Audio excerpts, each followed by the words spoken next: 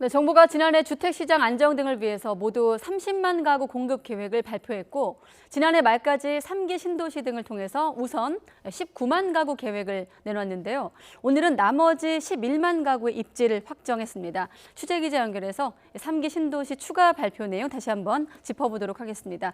자, 김평정 기자. 네, 경제부입니다. 네, 정부가 발표한 추가 3기 신도시 지역 어디입니까? 네, 정부가 오늘 오전 10시 서울청사에서 3차 신규 택지 지역을 발표했습니다. 우선 경기도 고양시 창릉동과 부천시 대장동 두 곳이 추가 3기 신도시 지역으로 확정됐습니다. 정부는 이들 두 곳에 5만 8천 채를 공급하기로 했습니다. 고양 창릉은 서울에서 1km 이내, 대장동은 서울과 맞닿아 있는 지역입니다. 또 서울 사당역과 창동역 복합학생센터, 황심리역, 철도부지 등 서울권 택지에도 모두 1만 가구의 주택이 들어섭니다. 이와 함께 안산 장상과 용인 구성역, 안양 인덕원 등 경기권 지역에도 4만 2천 가구가 추가로 조성될 예정입니다. 이를 포함한 택지 22곳에 공급되는 전체 주택 규모는 모두 11만 채입니다. 정부는 이미 지난해 9.13 부동산 대책을 발표하면서 주택시장 안정을 위해 수도권에 30만 채 공급 계획을 발표했습니다. 지금까지 발표된 3기 신도시는 남양주 왕속과 하남 교산, 인천 계양, 과천 과천동입니다. 네, 19만 이어서 11만 가구까지 이렇게 이제 3기 신도시 예정 지역이 모두 확정이 된 건데, 자 그럼 정부가 이 3기 신도시 지역 확정과 함께 교통망 확대 같은 신도시 개발의 방향도 발표를 했습니까? 네, 그렇습니다. 정부는 우선 3기 신도시 개발의 가장 큰 목표를 교통 편리성 확보에 두고 있습니다. 그래서 앞세운 목표가 서울 도심까지 30분 이내 출퇴근 가능한 도시를 만들겠다는 겁니다. 정부의 설명은 그래서 3기 신도시 예정 지역이 모두 서울로부터 평균 거리가 1km대라는 겁니다. 그러면서 지구 지정 단계에서부터 지하철 연장과 간선 버스 급행 체계보다 우수한 슈퍼 BRT 등 교통 대책도 마련하기로 했습니다.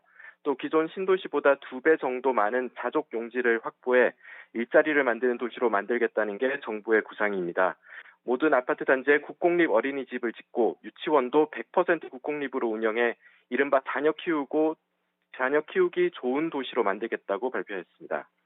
네, 김평정 기자. 그런데 이제 정부의 구상은 알겠는데 2기 신도시도 아직 개발이 진행 중인데다가 또 이 개발 중인 지역에 있는 데다가 또 교통난 등의 문제를 제기하면서 1기 신도시 지역도 여전히 시끌시끌한 상황인데, 자, 3기 신도시 개발에 따라서 우려라든지 문제점은 제기되는 게 어떤 것들이 있나요?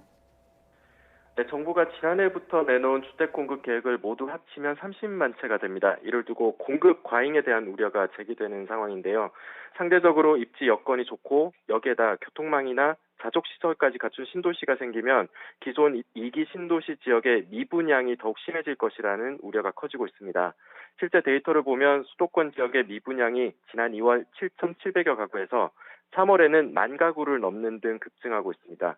특히 서울과 수도권 지역의 재개발, 재건축뿐만 아니라 오피스텔 공급도 늘어난 상태여서 3기 신도시의 추가 공급이 맞물리면 미분양 사태가 커질 수 있다는 전망이 많습니다.